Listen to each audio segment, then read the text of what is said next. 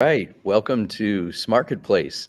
I'm here with Tom Dempsey and Steve Isaacson down in the Bourbon Room virtually, coming to you from Denver and New York. Welcome, Steve.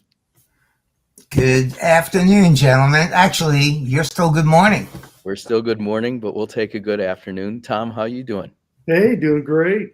How are you? Very good. Well, I am so excited to have you on our show, Steve. You are not only a consummate marketer and brander with a rich history, but you're also a rock and roll fan. And it's been fun getting to know some of your background. Welcome to the show. Tell us a little bit about yourself. Thank you very much, gentlemen. My name is Steve Isaacson. I am born and raised in New York City. I'll be 72 in November. So fortunately, I grew up in a great rock and roll period in a great location, New York City.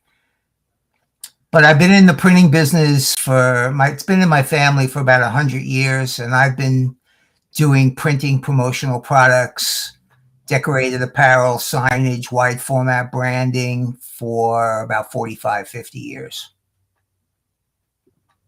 And you're a music enthusiast.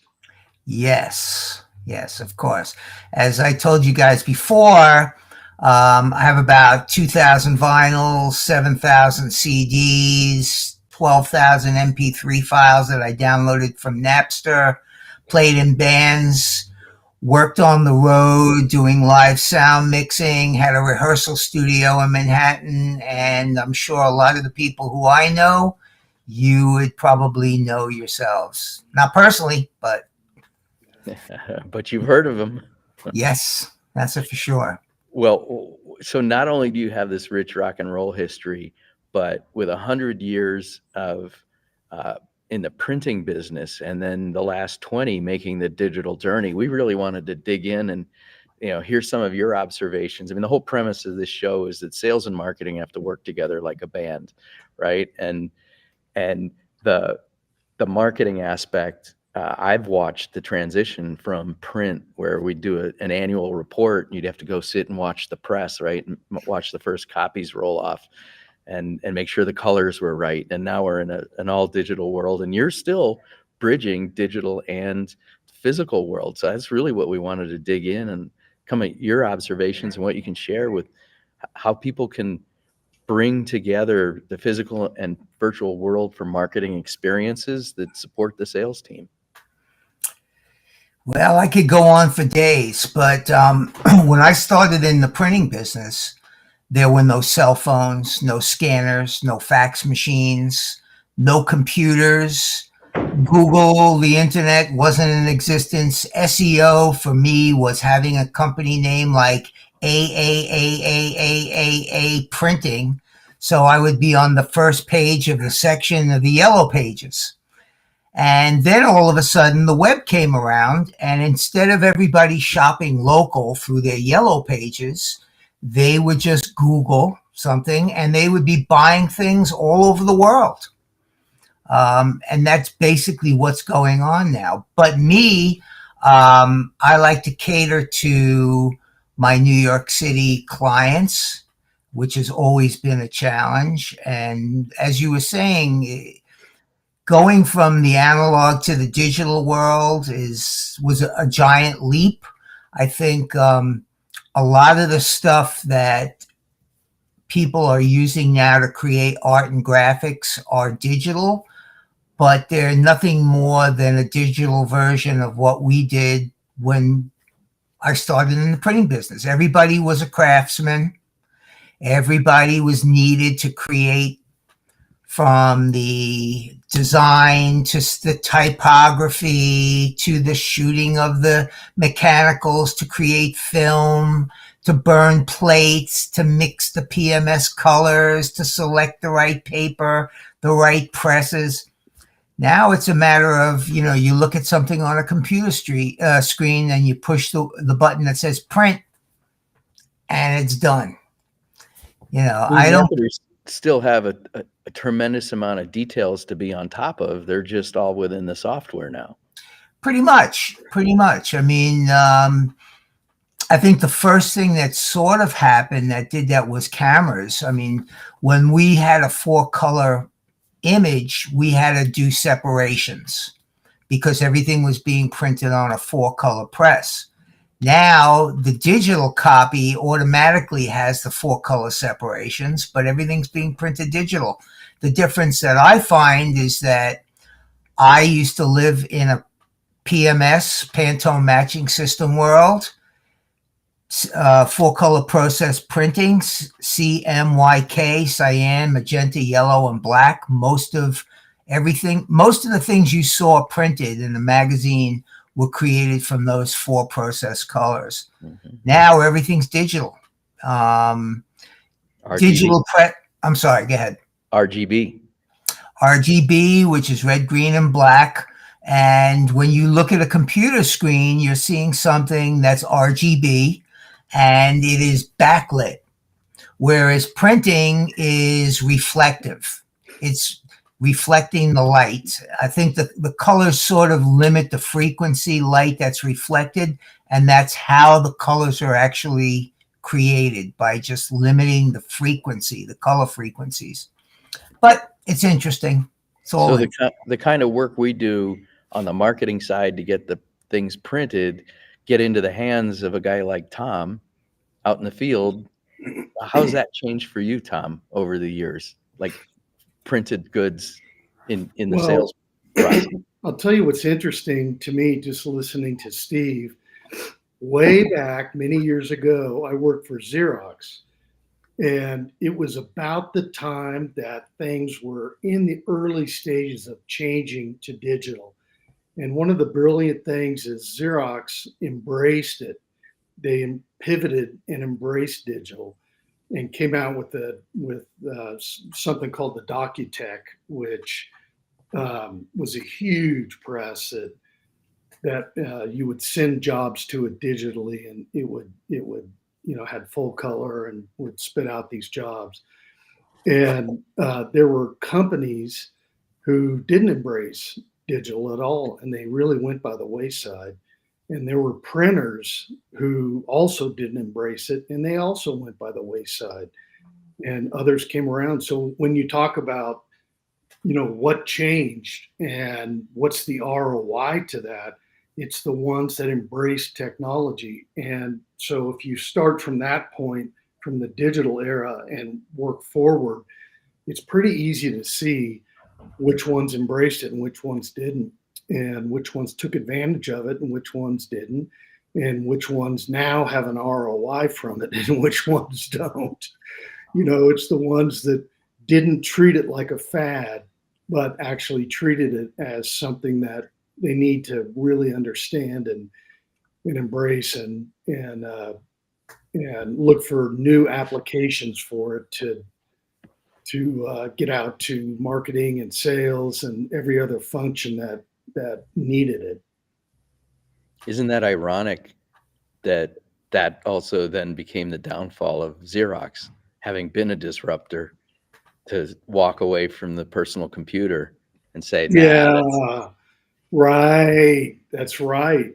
There were some brilliant technologies that came out of Park, and they walked away from the mouse and the PC and a couple of other technologies that became mainstream.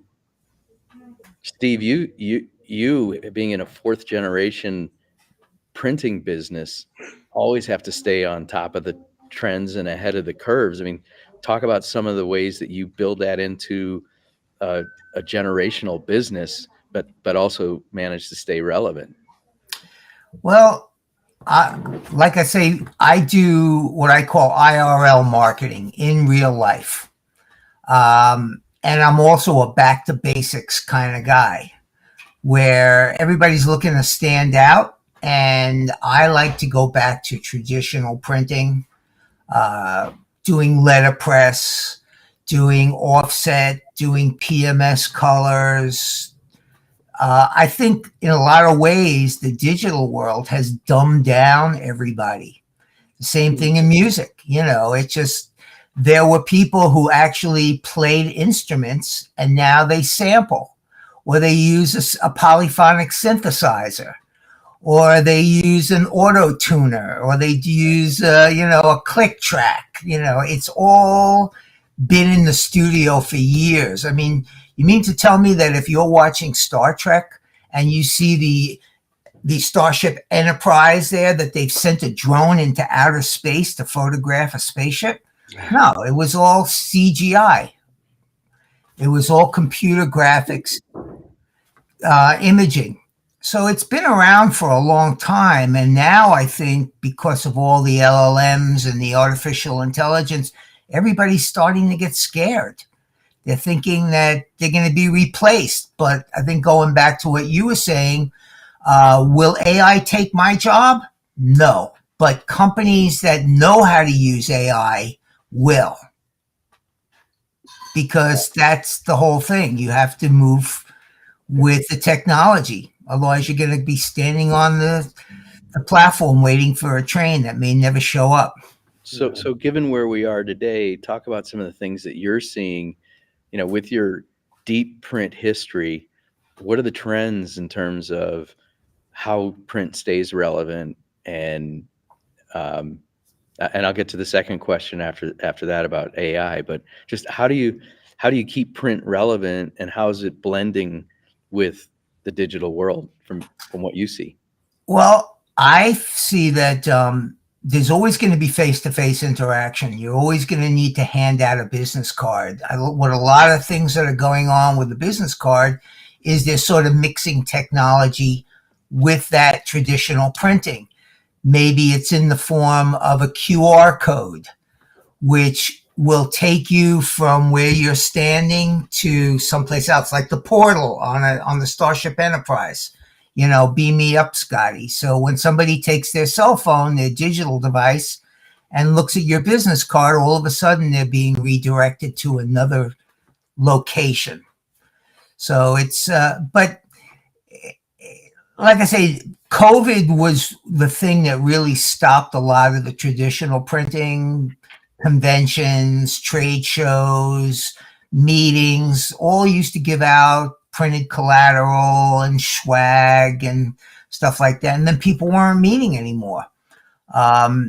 When I started, my dad and I used to have a bindery in the city, M&M Bindery, and we used to do all the research report work for the big brokerage houses. But all of a sudden, when it became digital, they say, why do we have to pay for the printing, for the mailing and everything, when we could just create a JPEG or a PDF and attach it to an email? And if somebody wants to print it out, they could use their paper and their ink. We save all this money and we can have it delivered in 5 seconds. So things changed a lot, but I still think that people, when they go to a rock concert, they don't want to buy a digital version of a book about the band. They want the book. They want something they can hold in their hands, something. Digital to me is two-dimensional, where printing is a printed product creates an emotional bind with your audience, something they can touch, they can feel it. I grew up in printing shops, the smell of the ink, the touch of the paper. I had millions of paper cuts from handling paper. You're not going to get that from a computer screen. Get a digital cut? Yeah. Yeah, that sounds like a music thing. Yeah, let's play a digital cut.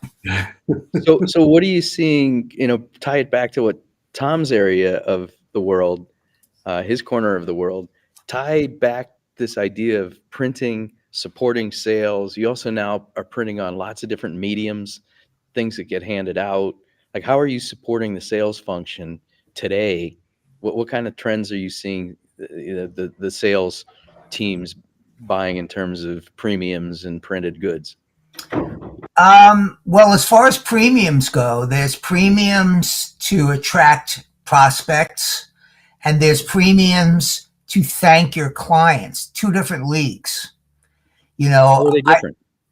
I think that, when you go to a trade show and somebody gives you a pen, most of them are pretty much junky and they're going to end up in your junk drawer. I think your goal is to have something that people are going to use, remember, and appreciate it. It's going to end up on the top of the desk. So things like rulers or letter openers or good pens, tape measures for the people in the industry, those are things that people are going to appreciate more. A crappy pen is a crappy pen. Can't do anything about it. You got to But have merch. I'm sorry? You got to have merch. Yeah, I mean, it's like I had done this sweatshirt for Marvel, and I call those personal billboards. I walk around. I used to do a lot of work for recording studios, and people would see. I used to do a lot of work for Electric Lady Studios. Picture of Jimi Hendrix on the front, Electric Lady on the back. To me, that's a billboard. You know, you walk around the street. It's like you go to a Mets game or a Yankee game or any game. Everybody's wearing their favorite player on them. You know, you walk up to somebody and say, "Oh yeah, I like that guy. Oh yeah, that team." You know, you immediately make a bond with a stranger. That's why when I was on the subway, I used to love seeing people read a paperback book, because then I could say, "Oh, I read all his books. That's great." And you have something in common and you create that bond. But I think as far as sales goes, I mean, I think people are getting tired of emails. There's just a million of them. I suggest to salespeople, I say, get a note card, write a personal handwritten note, and put your card in with it. And if you really want to do something silly, just buy a bunch of $5 Dunkin' Donuts cards and saying, you know, I can't have a coffee with you today, but have a coffee on me.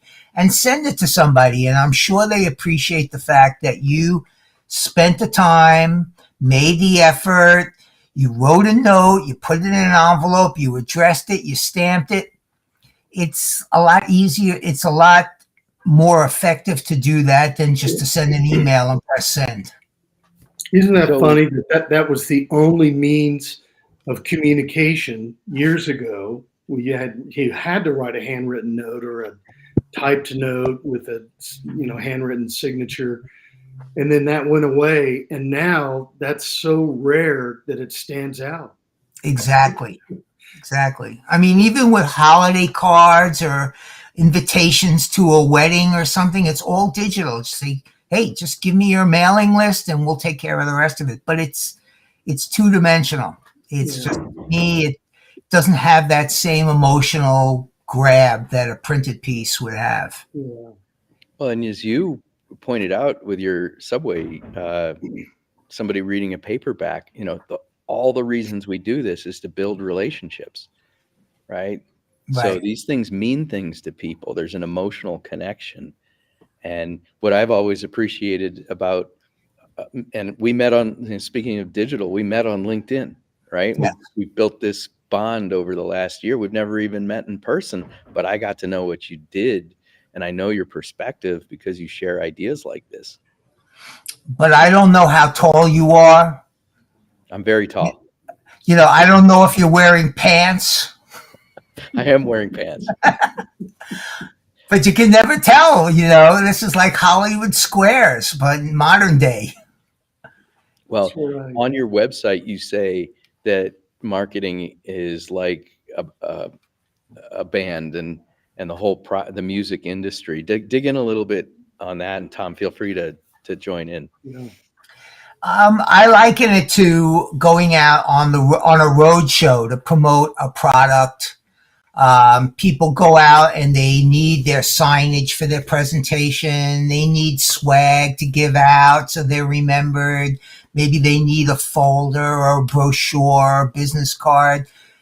It's the same thing with a rock concert. Basically, you've got the merch table, you have the shirts, they have all the things that bring people together. But to me, it's like going on the road to do a show. One's music, the other one's business.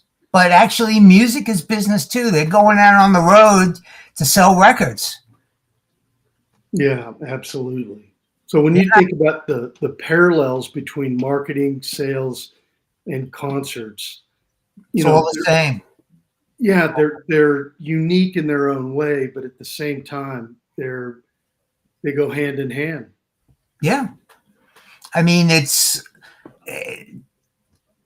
I would think that the music is more digital because everybody's either listening to streaming or a CD.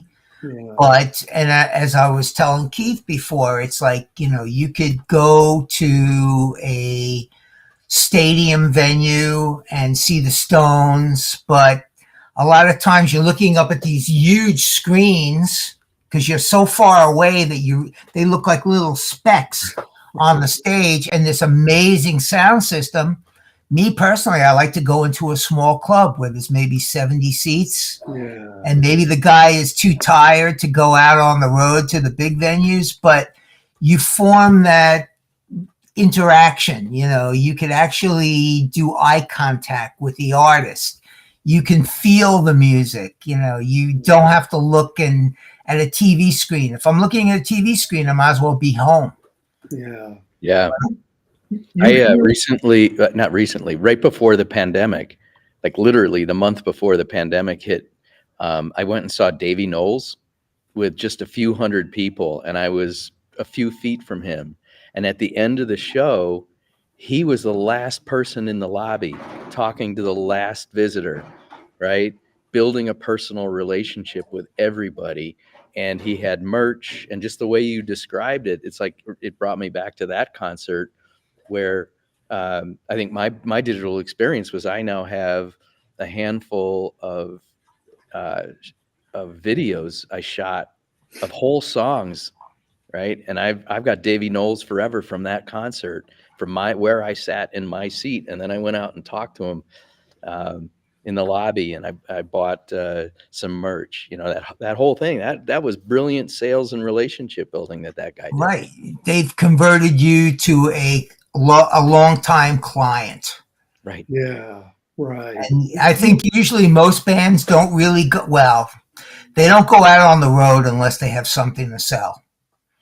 And that's the way it is. I mean, one of my friends is playing drums with the Stones. They just went out on the road. I hope they have an EMT on the side of the stage because, these guys are a little old, but they're still rocking, which is great. But my friend Steve Jordan has been playing with Keith Richards for a long time, and he's now the drummer for the Stones. Wow. But it's great. But do I want to go see the Stones on this tour? I don't think so. Well, I am. And there may even be a week where I do the show. We're going to try and hit 2 or 3 shows. We have a camper van, and we're going to hit the road this summer and try and hit a couple cities and catch the Stones. So maybe we'll do an episode from the road. That sounds great. I don't want to waste this opportunity because one of the real reasons we got you on here was some of the names that you're dropping are just incredible. Electric Ladyland Studio. My friend is drumming with the Stones. Tell us about your first rock and roll experiences. And I mean, that's really what we want to get to, is how cool you really are. Things have happened to me that I really wasn't looking for, but they just found me. I'll just tell you this one story. I'll tell you 2 stories. One, I loved the Byrds. This is going back when I was maybe around 17 or 18 years old, and they were playing at Central Park. I was working with my grandparents in the city, so I told my friends from Queens, I said, why don't we meet in this location, because I'm going to get there way before you. And so I got there, and I'm waiting, and all of a sudden this van pulls up. And the guy goes, hey, is this where you bring in the equipment? I go, looks like it. He goes, do me a favor, move that garbage can, open up the gate. I'm going, what the heck is this guy talking about? So I see him starting to unload equipment from the van. I said, hey, you need any help? He goes, sure, why not? So I'm helping him unload the amps and everything. And I said, who are you? He goes, well, I'm the road manager of the Byrds. I said, oh, wow, that's great. Long story short is, I said, I'll tell you what, if you let me stay backstage, I'll help you load out at the end of the concert. So he says, okay, you got a deal. I went backstage, saw the show from the stage, got to know all the guys. Back then, I think it was the Rheingold Festival. And they said, hey, look, anytime you want to come and work, you can see the show for nothing. And that's what I basically did. So many times, so many concerts, I did that. I worked for bands, and it was great. Another interesting story was I used to work with the opening act for the Jackson 5. It was George and Gwen McCrae. They did a KC and the Sunshine Band song called Rock Me Baby. It was a #1 song, and we were invited to go out as the opening act for Jackson 5. Fast forward a couple of months, I went down to visit my grandparents down in Miami. Actually, it was Hollywood, Florida. And my grandma, as soon as I get off the plane, my grandmother goes, "Oh, your friends the Jacksons are playing in Miami. I'll drive you to the hotel later." Go there, worked, hung out, met the sound company, spent the night at their place in Coconut Grove, got on a bus, started talking to a girl. Turns out that her brother was the drummer for Hall & Oates, and he lived in a friend of mine's building in Manhattan. I get off the bus.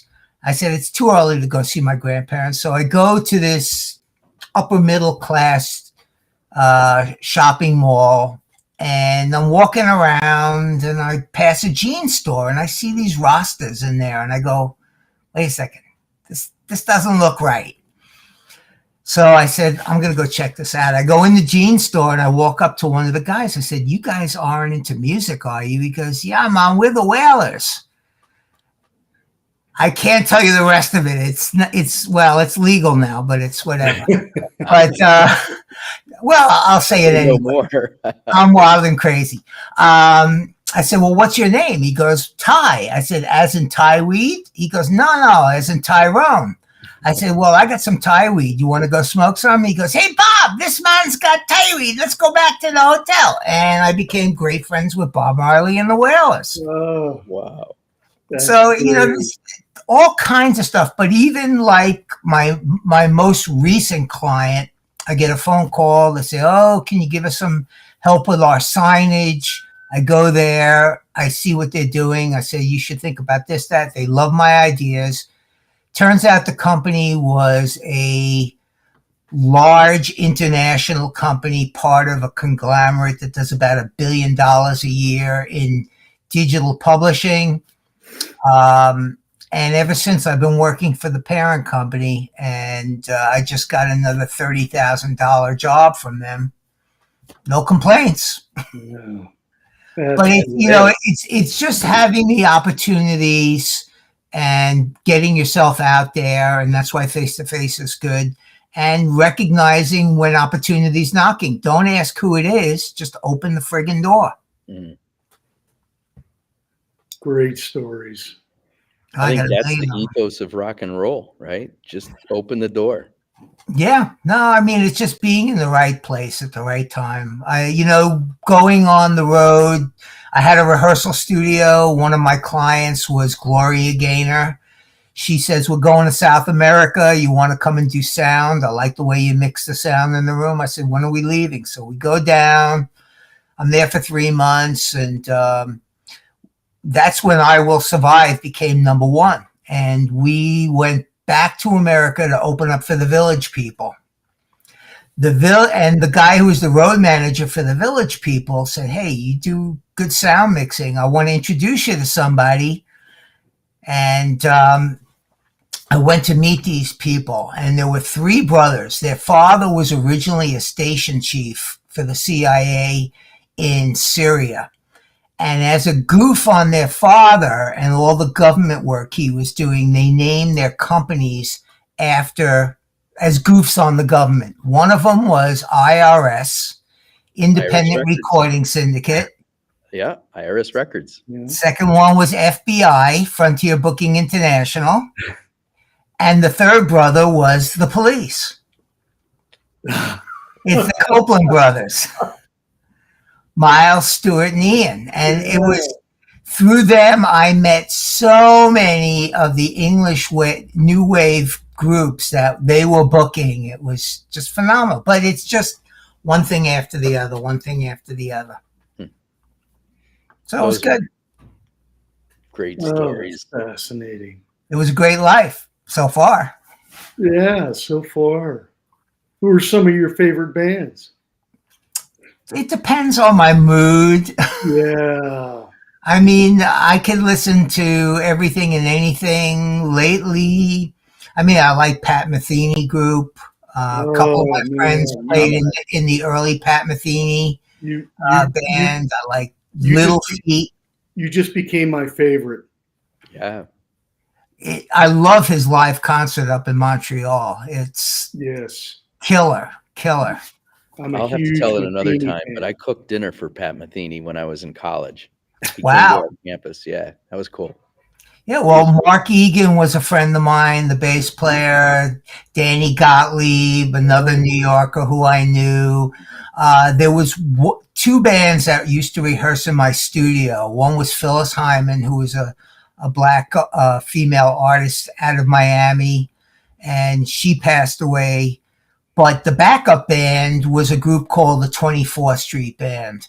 Out of that band came David Letterman's band, Will Lee, Mhm. and Clifford Carter and Steve Jordan, who's the drummer from the Stones. Hiram was playing with them, Hiram Bullock. I had turned him on to Steely Dan, another one of my favorite Mm, bands. one of my me faves. too. And Hiram, he had never heard of Steely Dan. A year later, he was recording with them on Gaucho. Wow. It was, I mean, the caliber of these musicians. But the thing that was crazy about them was they were all like in their late teens, early 20s, and they had reached the peak. Yeah. Where were they going to go from there? Playing with the Stones? It's okay. Right. Mhm. Then there was a group called the Chicken Sisters who used to hang out in the studio, and they used to sing backup for Southside Johnny and the Asbury Jukes. One of the girls, Patty Scalfa, ended up marrying Bruce Springsteen. Yeah. And Susie Tyrell is the backup singer, fiddle player for Springsteen. I mean, it's all these things. Weird stuff happened. All interconnected. Yep, very weird. I was at the right time at the right place. Yeah. Well, The right place at the right time. Sorry. and you've blended it into a great career of supporting marketing and being on the forefront of executing brands, right, and creating the brand's experiences, and then also paralleling that with rock and roll. I mean, that's why we wanted you on the show. To me, it's all rock and roll. I mean, it's like I can't really say there's a formula because each problem is unique and each solution is unique. So I like to just wing it. And I think that's like what jazz is all about, what rock is all about, what the blues are all about. It's jamming Mm. and making good music. If you put together the right team, you will accomplish amazing goals. And I think that that spans sales, marketing, and rock and roll. Exactly. Yeah. Exactly. Right. I mean, like you were asking, what rock and roll has to do with it, but it's the same thing with marketing and sales. I mean, marketing opens the door and sales close the deal. And, while they're both separate entities within the same company, they're both needed. And that's why digital marketing and real marketing are one and the same. I mean, you can try and get somebody to come into your restaurant, hotel, bar, store using the digital net. But then once they're there, you still have to promote your brand. So it could be window displays, it could be giveaways, it could be imprinted bags, it could be signage in the store.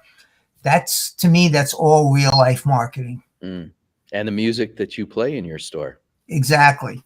Mm. Exactly. That's you're targeting. It's just like my thing is that you have to identify who your ideal client is, figure out where they're hanging out, craft a specific message for that audience, and then broadcast it where they're hanging out. Right. So it's a formula. Building on what you said earlier, I had an experience recently. I was working with a company and the founders were younger, and we were talking about sending a handwritten note, and they didn't really think it was that important. And as we talked it through, they saw the importance, and that their customers were being run by people who were a generation above them. What turned the light on for them was they realized that a handwritten note meant something to someone who was older that was different than what they thought. And I've always thought of marketing as being able to be on the other side of the glass, if you will, in our digital world, right? And see it from someone else's perspective. Well, after your meeting with them, did you send them a handwritten note? No, I didn't. It's like the old saying, lead by example. Yes. But I don't think people realize, I mean, as far as marketing goes, a lot of people spend thousands and thousands of dollars doing digital marketing. Let's say $30,000 a month doing, AdWords and this and that. Why couldn't you just pick 10 of your best prospects, spend $3,000 on each one of them, take them to a venue, take them to a rock and roll show? I think your chances of cementing the deal and forming a relationship with them, and for $3,000, you're going to have a great time too. Yeah. So, and with 4 billion people on the internet, that's irrelevant. What matters are the 30 people this year you need to make your numbers. Yeah. Right. But as we were talking before, I look at it sort of like as fishing. You can sit on a pier and drown worms. You could throw out a net, a really wide net, and most of the fish that you're going to catch are going to be little ones. Most of them are throwbacks. If there is a keeper, it's going to take a lot of work to turn it into a meal for you, and then you got to do it over again. But for me, I would rather find the right boat with the right captain who has the right equipment, who knows where the fish are hanging out, drop my line, pick up a trophy fish. And like I say, this one client who I have when I'm getting gigs that are like $25,000, $30,000 gigs, do I want to be doing 1,000 lots of business cards at $25 a piece? No, I'll do that $30,000 gig. Right. And then I'll spend 3 months trying to find the next $30,000 gig. Right. So, but it's all one and the same. I think everything is marketing. We all do either corporate branding or personal branding. And a lot of people say, well, I work for this company. I said, big deal. I'm not dealing with your company. I'm dealing with you. You're going to make me rich. You're going to make me famous. That's right. Mark Schaefer's been on the leading edge of personal branding. And I think a lot of what you do is the ability in the real world to connect with people with that personal brand. I'll tell you, Steve, this is a conversation that I would love to go on another 2 hours, because you make so many parallels to the things that Keith and I have talked about, both on the re-listen on this format and our previous podcast too. I mean, you've used the same phrases, you've used many of the same insights, and given new ones. So thank you very much. You've been absolutely fascinating and exactly on point. So much appreciated. No problem. Invite me back. Sure. So much so we didn't put a time limit on this. We just kept going because it was a great conversation. Yes. Well, if you're in New York, you can always look me up. I mean, just to show you, I don't know. Do you know what this thing is? Yes. It's for your 45. Oh, yeah, absolutely. I've got a shirt that has it. And I have a tie that has that. Every young kid will say, "What is that?" Right. Well, I ended up taking one that I had, a plastic one. They usually came in red or yellow. Yeah. And I had a mold made, and I cast these in silver, and bada boom. You know, Yeah, that's great. I gave them to my friends. I had a great time. Well, we're Oh, going to have you back. I can Please tell you that do. right now. Please do. I'm glad that I could entertain you guys you did. and your audience. Yes, you did. That's Absolutely. awesome. And so tell people how they can get in touch with you. Well, you can always go to my website, which is under where I'm always evolving from there, which is isaacsonassociates.com. Yeah. Should I give them my email address, my phone number? I don't care. Yeah, you can always email me at stevei2@yahoo.com. That's spelled STEVEI number 2@yahoo.com. Love talking to people. All right. Well, that wraps it up here in the virtual rock and roll bourbon room, and we're so glad you could join us. And we'll be talking to you soon. I'll drink to that. Cheers. Cheers. Thanks, Okay, Steve. gentlemen. Take Thanks, care. Tom. Thanks, Steve.